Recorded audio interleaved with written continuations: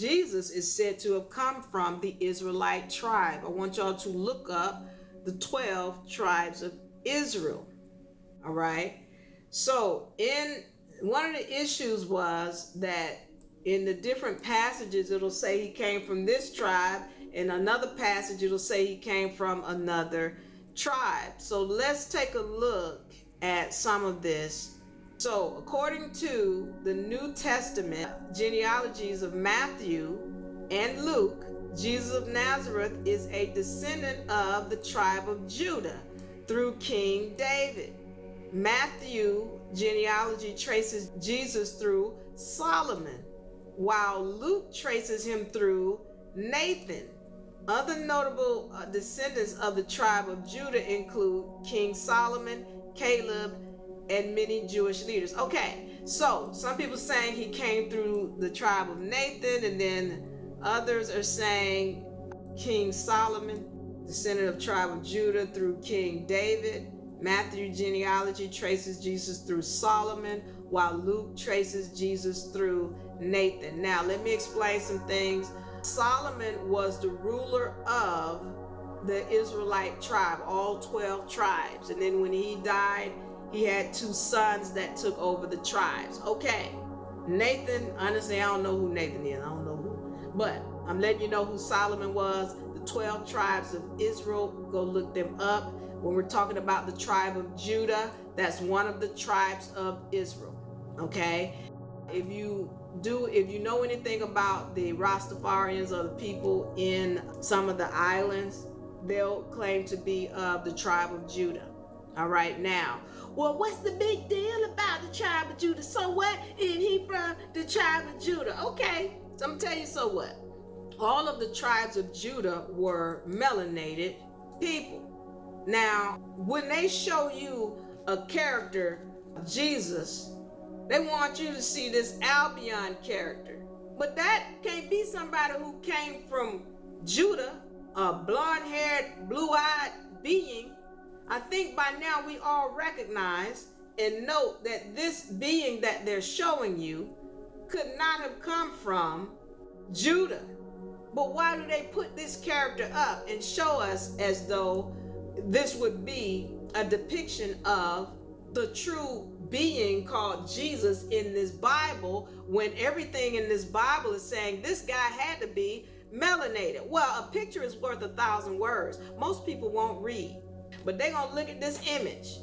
And once again, if they're putting this image as royalty and as the highest, and again, I don't have no issue with my light-skinned people. I'm just saying that what we are being shown is not the truth.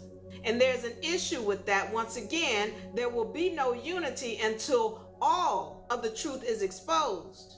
And so why is this an issue that they're showing us this? If it was okay, if it, and this is my issue with light-skinned people and Albions, because when you tell them the truth, they say things like, oh, color doesn't matter. Well, then if color don't matter, why in the ham sandwich they showing us this image? Show the truth if color don't matter.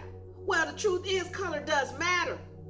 Color matters, and the deal is we're not trying to put anybody down, but what is the truth?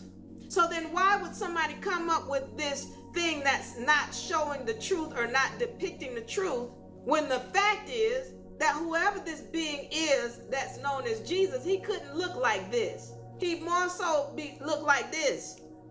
He wouldn't look like an Albion.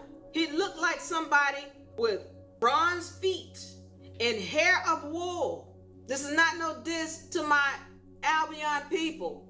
What I'm saying is we got to correct the lies that have been told in history.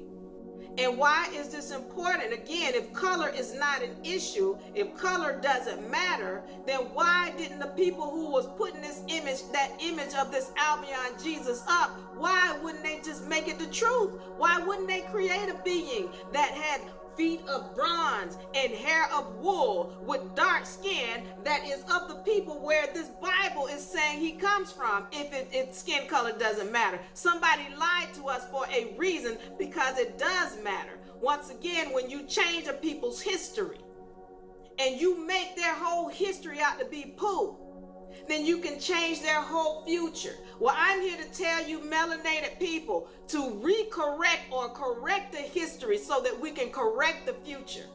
That's what I'm saying. This doesn't mean we got to diss the Albion people. That's not what we're saying, because we love our Albion people. They come from us. But I need you to correct the history so that as we move forward, we know where we come from. We don't come from slaves.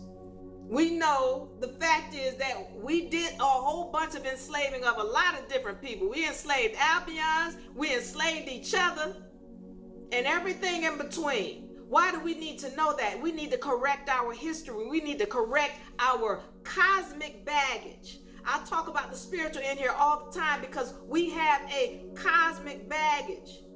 And it's not okay to be, oh, yeah, that's right, we had white slaves. No, we're not bragging about it. We need to correct it. All of y'all talking about reparations. Somebody's being repaid. Because the Albions were the ones who were kidnapped and discombobulated and sold. We don't know about that. Again, if you don't know your history, you're doomed to repeat it. You need to know what you did. We ain't do it, Diva. We weren't even here. Yes, you were. If your ancestor did it, you did it. Everybody want to be talking about, well, our ancestors put a curse on us because we did. I'm letting you know where the curse came from.